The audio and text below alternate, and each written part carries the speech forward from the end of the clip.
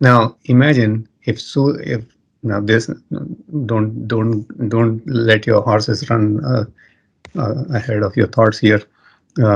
If Siri plus Studio API can be done together, and if we say Hey Studio, just like we say Hey Siri or OK Google on iOS and Android phones, then that would be something that would be of, of something very powerful, right?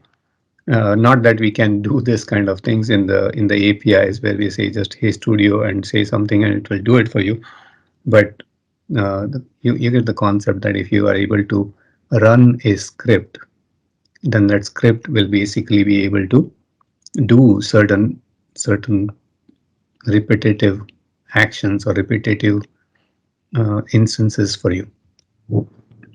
Example, and I have like multiple examples here.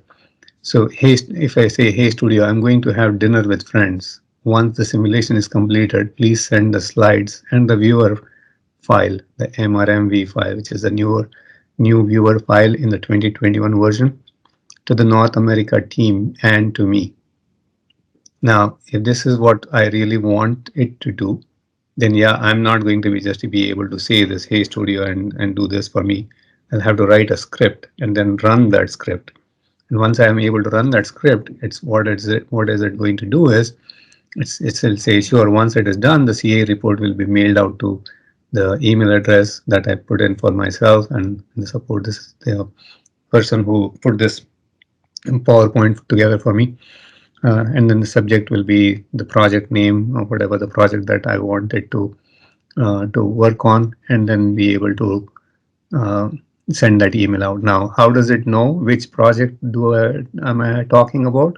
Well, that the voice doesn't know that, but the script that will be created in the background will have that project identifier, and that's the project. It will open the instance. It will run the simulation. So here is what it will do in the background. It will submit the run, check if the job is completed. Once the job is completed, then it will generate that report for it, and export the viewer file and then send the email with that attachment or the link